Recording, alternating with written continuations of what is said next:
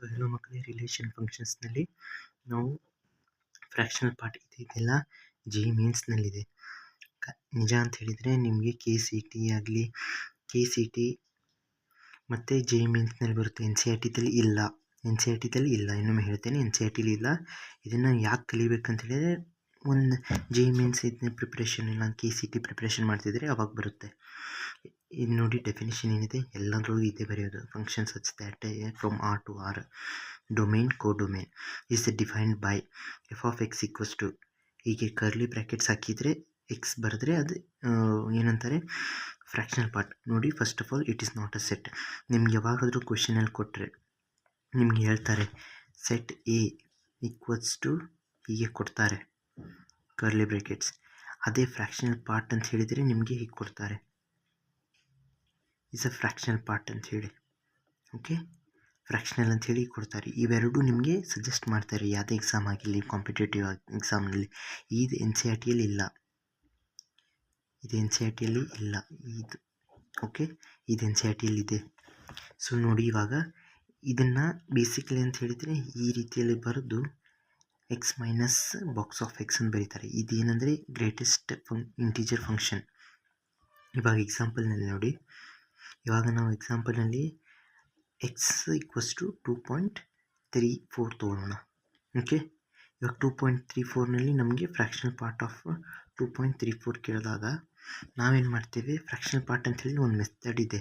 ನೀವು ಪಾಸಿಟಿವ್ ನಂಬರ್ಸಿಗೆ ಬೇಕಾದರೆ ನೀವು ಡೈರೆಕ್ಟಾಗಿ ಬರೀಬೋದು. Fractional part of 2.34 is equals to 0.34 ಅಂಥೇಳಿ. ಆದರೆ ನಾ ಏನಂತೀನಿ, ಮೆಥಡಲ್ಲಿ ಹೋಗಿ 2.34 ಮೈನಸ್ ಇದು ಸ್ಕ್ವೇರ್ ಬ್ರ್ಯಾಕೆಟ್ ಅಂದರೆ ಬಾಕ್ಸ್ ಆಫ್ 2.34.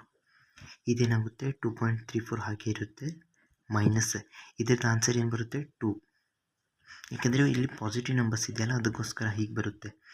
ಇದಾದ ನಂತರ 0.34 ಬರುತ್ತೆ answer for the positive numbers.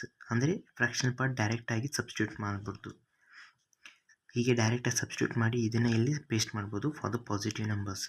Negative ನಂಬರ್ಸಿಗೆ ಏನು ಮಾಡಬೇಕಂದ್ರೆ, ಇವಾಗ ಇದೇ ನಂಬರ್ನ ನಾನು ನೆಗೆಟಿವ್ ನಂಬರ್ನಲ್ಲಿ ತೊಗೊಂಡಾಗ ಇದೇನಾಗುತ್ತೆ, -2.34 ಮೈನಸ್ ಆಫ್ ಬಾಕ್ಸ್ ಆಫ್ -2.34. ಇವಾಗ ಇದ್ರದ್ದು ಏನಾಗುತ್ತೆ, ನಂಬರ್ ಲೈನ್ನಲ್ಲಿ 2 ಇಲ್ಲಿದೆ, 3 ಇಲ್ಲಿದೆ, ಮೈನಸ್ನ ಇಲ್ಲಿದೆ 2.34. ಓಕೆ, ಸೊ ಇದರದ್ದು ಆನ್ಸರ್ ಏನು ಬರುತ್ತೆ, 3 ಬರುತ್ತೆ. ನಾವು ಲೆಫ್ಟ್ ಸೈಡ್ ಅಪ್ರೋಚ್ ಅಂತ ಹೇಳ್ತೀನಲ್ಲ ಅದೇ. ಸೊ ಇದೇನಾಗುತ್ತೆ, -3 2.34 ಮೈನಸ್ ಇಲ್ಲೇನಾಗುತ್ತೆ, ಮೈನಸ್ ಆಫ್ 3 ಬರುತ್ತೆ. ಸೊ ಬೇಸಿಕಲಿ ಇವೆರಡು ಕ್ಯಾನ್ಸಲ್ ಆಗಿ ಪ್ಲಸ್ ಆಗುತ್ತೆ. ಮೈನಸ್ ಆಫ್ 2.34 ಪ್ಲಸ್ 3 ಇದೇನಾಗುತ್ತೆ 3.00 ಮೈನಸ್ 2.34 ಇದೇನಾಗುತ್ತೆ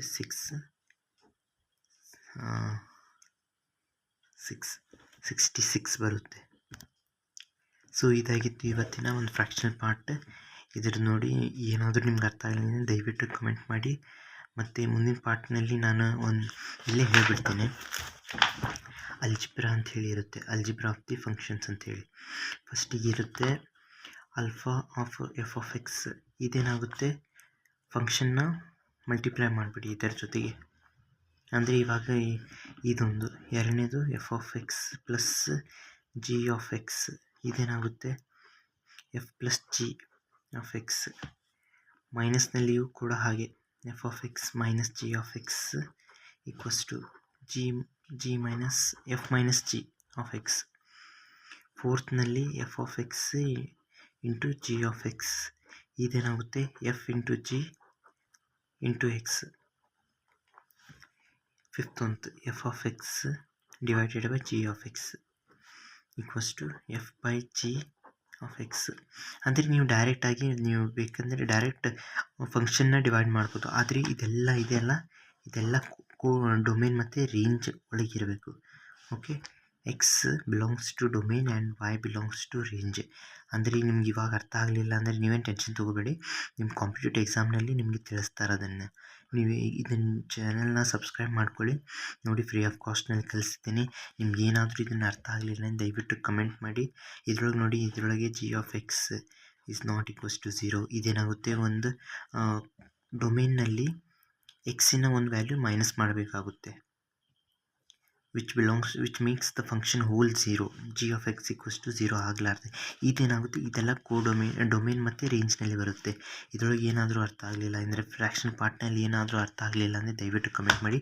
ಮತ್ತು ಕ್ವಾರ್ಟರ್ಲಿ ಎಕ್ಸಾಮ್ ನಿಮ್ಮದು ಇವಾಗ ಎಕ್ಸಾಮ್ ನಡೀತಿರುತ್ತೆ, ಇಲ್ಲಾಂದರೆ ಎಕ್ಸಾಮ್ ಒಂದು ಸಿಲೆಬಸ್ ಆಗಲಿ ಇಲ್ಲಾಂದರೆ ಪೋರ್ಷನ್ ಏನಾದರೂ ನಿಮಗೆ ಪೋರ್ಷನ್ನ ಟೈಮ್ ಟೇಬಲ್ ಏನು ಕೊಟ್ಟರೂ ದಯವಿಟ್ಟು ಕಮೆಂಟ್ ಮಾಡಿ. So thanks for watching.